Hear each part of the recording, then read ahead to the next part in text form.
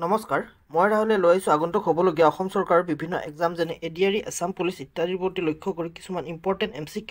তাৰে আজি Assam history part 7 আলোচনা কৰিবলৈ ওলাইছোঁ আৰু ইতিমধ্যে মই বিভিন্ন ভিডিঅ'ৰ চিৰিজ সম্পূৰ্ণ কৰিছোঁ যদি আপোনালোকে ভিডিঅ'বোৰ চোৱা নাই পাৰিলে ভিডিঅ'বোৰ চাই ল'ব তাতে বহুতো ইম্পৰ্টেণ্ট MCQ লগতে কাৰেণ্ট এফেয়াৰ্ছ আৰু কিছু প্ৰিভিয়াছ ইয়াৰৰ কুৱেশ্যনো এড কৰা হৈছে আৰু এই কুৱেশ্যনসমূহৰ পৰা আগন্তুক হ'বলগীয়া এক্সামসমূহত আপোনালোকৰ কিছু উপকৃত হ'ব বুলি ভাবিছোঁ পাৰিলে গৈ চাই ল'ব সকলোবোৰ ভিডিঅ'ৰ লিংক আপোনালোকে ভিডিঅ'টিৰ ডেছক্ৰিপশ্যনতে পাব আৰু ইতিমধ্যে হৈ যোৱা ভিডিঅ'সমূহৰো PDF যদি আপোনালোকে ল'ব খোজে মোৰ টেলিগ্ৰামৰ পৰা ল'ব পাৰিব টেলিগ্ৰাম চেনেলৰ লিংকো মই ভিডিঅ'টিৰ ডেছক্ৰিপশ্যনতে দি দিম পিছে বলক পলম নকৰাকৈ আজিৰ আছাম হিষ্ট্ৰী পাৰ্ট 7 ভিডিঅ'টি আলোচনা কৰোঁ 96 number question after the death of চুহুংমুং হু এচেণ্ড দ্য থ্ৰোন চুহুংমুঙৰ মৃত্যুৰ পিছত ৰাজসিংহাসনত কোনে বহিছিল বুলি সুধিছে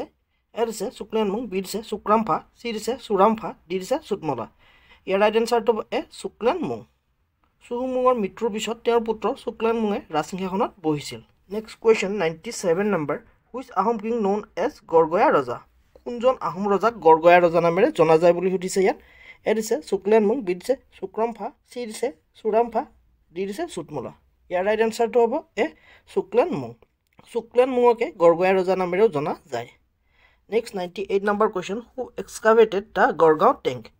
কোনে গড়গাঁও পুখুৰীটো খন্দাইছিল বুলি সুধিছে এ শুক্লেনমুং বি দিছে শুক্ৰামফা চি দিছে চুৰামফা ডি দিছে চুটমলা ইয়াৰ ৰাইট এনচাৰটো হ'ব এ শুক্লেনমুং গড়গাঁও পুখুৰীটো শুক্লেনমুঙে খন্দাইছিল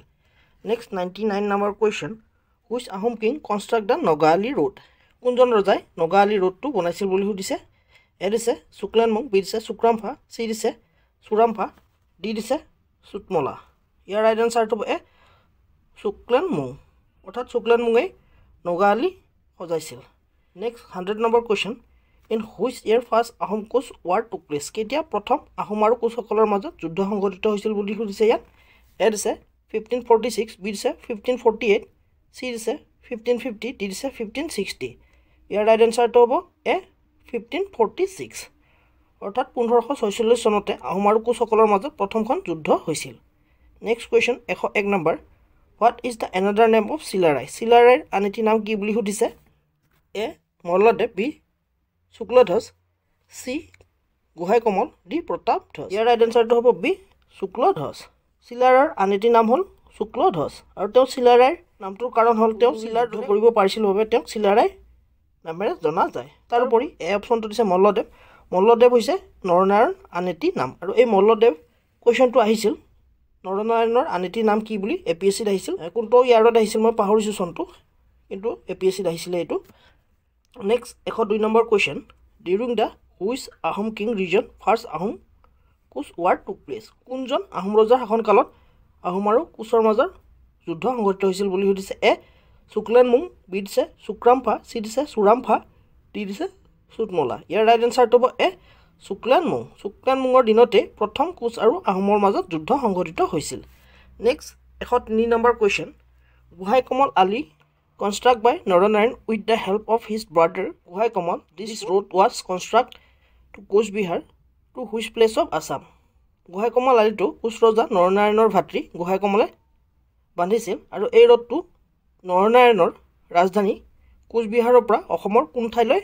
সাজিছিল বুলি সুধিছে ইয়াত এ দিছে নাৰায়ণপুৰ বি দিছে ধেমাজি চি দিছে গহপুৰ ডি দিছে বিশ্বনাথ চাৰিআলি ইয়াৰ ৰাইট এনচাৰটো হ'ব এ নাৰায়ণপুৰ এই গোহাঁই কমল আলিটো নৰনাৰায়ণে তেওঁৰ ৰাজ্য চোৱা চিতাৰ সুবিধা হোৱাৰ বাবে তেওঁৰ ভাতৃ গোহাঁই কমলক বনোৱাৰ দায়িত্ব দিছিল আৰু সেই মৰ্মে কোচবিহাৰৰ পৰা লখিমপুৰৰ নাৰায়ণপুৰলৈকে এই ৰোডটো বান্ধিছিল next 104 number question which Ahom king popularly known as Khura ৰজা কোনজন আহোম ৰজা খুৰা ৰজা নামেৰে জনা যায় বুলি সুধিছে খুৰাক ইংলিছত লেম বুলি জনা যায় ক'ৰবাত সুধিব পাৰে লেম বুলি সেয়েহে ছাইডত দি দিয়া হৈছে এ শুক্লেনমুং বি দিছে শুক্ৰামফা চি দিছে চুৰামফা ডি দিছে চুকামফা ইয়াৰ ৰাইট এনচাৰটো হ'ব চুকামফাকে খুৰা ৰজা নামেৰেও জনা যায় next 105 number question the treaty of Majuli was signed between Majuli সন্ধিখন কাৰ মাজত স্বাক্ষৰিত হৈছিল বুলি সুধিছে এ দিছে আহোম এণ্ড কোচ বি দিছে আহোম এণ্ড চুতীয়া চি দিছে আহোম এণ্ড কছাৰী ডি দিছে আহোম এণ্ড মটক ইয়াৰ ৰাইট এনচাৰটো হ'ব এ আহোম এণ্ড কোচ আহোম আৰু কোচসকলৰ মাজতে এই মাজুলী চুক্তিখন স্বাক্ষৰিত হৈছিল 106 number question in which year the treaty of Majuli was signed between Ahom and Koch কোনটো বৰ্ষত আহোম আৰু কোচসকলৰ মাজত মাজুলী সন্ধিখন স্বাক্ষৰিত হৈছিল বুলি সুধিছে ইয়াত এ 1546 বি 1548 চি 1550 ডি 1563 ইয়াৰ ৰাইট এনচাৰটো হ'ব ডি 1563 অৰ্থাৎ 1563 চনতে আহোম আৰু কোচসকলৰ মাজত মাজুলী সন্ধিখন স্বাক্ষৰিত হৈছিল next 107 number question which Ahom king popularly known as বুঢ়া ৰজা কোনজন আহোম ৰজাক বুঢ়া ৰজা নামেৰে জনাজাত এ সুধিছে প্ৰতাপ সিংহ বি দিছে জয়ধ্বজ সিংহ চি দিছে ৰুদ্ৰসিংহ ডি দিছে উদয়াদিত্য সিংহ ইয়াৰ ৰাইট এনচাৰটো হ'ব এ প্ৰতাপ সিংহকে বুঢ়া ৰজা নামেৰেও জনা যায় next 108 number question what is the Ahom name of king Pratap Singh ৰজা প্ৰতাপ সিংহৰ আহোম নামটো কি বুলি সুধিছে এ দিছে শুক্লেনমুং বি দিছে শুক্ৰামফা চি দিছে চুৰামফা ডি দিছে সুচেনফা ইয়াৰ ৰাইট এনচাৰটো হ'ব ডি সুচেনফা প্ৰতাপ সিংহৰ আহোম নামটো হৈছে Susenpha next 109 number question which Ahom king known as Buddhi Swarganarayan কোনজন ৰজাক বুদ্ধি স্বৰ্গনাৰায়ণ নামেৰেও জনা যায় এ প্ৰতাপ সিংহ বি দিছে জয়ধ্বজ সিংহ চি দিছে ৰুদ্ৰসিংহ ডি দিছে উদয়াদিত্য সিংহ ইয়াৰ ৰাইট এনচাৰটো এ প্ৰতাপ সিংহকে বুদ্ধি স্বৰ্গনাৰায়ণ নামেৰেও জনা যায় next 110 number question which Ahom king আৰ্ন the title of Gajapati কোনজন আহোম ৰজাই গজপতিৰ টাইটেলটো অৰ্জন কৰিছিল বুলি সুধিছে ইয়াত এ দিছে প্ৰতাপ সিংহ বি দিছে জয়ধ্বজ সিংহ চি দিছে ৰুদ্ৰসিংহ ডি দিছে উদয়াদিত্য সিংহ ইয়াৰ ৰাইট এনচাৰটো হ'ব এ প্ৰতাপ সিংহ